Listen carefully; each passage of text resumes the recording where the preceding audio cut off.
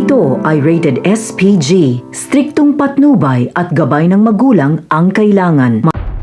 Isang mapagpalang araw mga kapamilya. Habang tumatagal ay mas nagiging mabigat ang mga eksenang ating matutunghayan dahil mas umaatikabo ang bakbakan, ubusan kung ubusan at mga pasabog na revelasyon.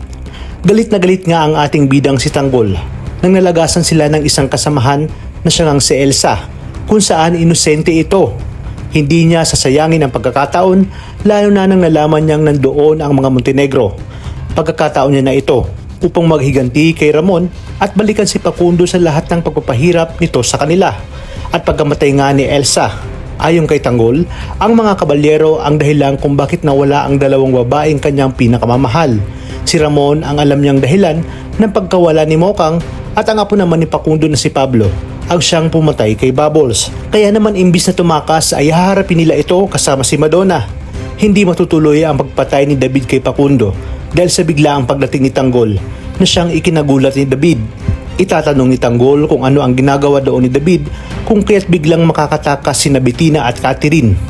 Magugulat naman si Ramon sa biglang pagtawag ni Tanggol na David sa kinikilala niyang anak.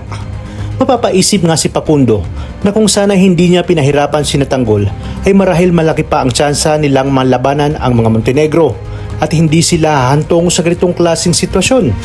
Muli namang mapapaisip si Ramon kung sino ba talaga itong si Tanggol at mararamdaman niya na naman ang lukso ng dugo.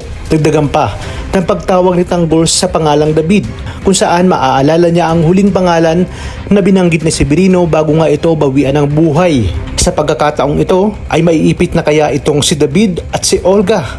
Kaya namang kapamilya, tuloy-tuloy ang pagtutok dito lang sa nangungunang serye sa primetime.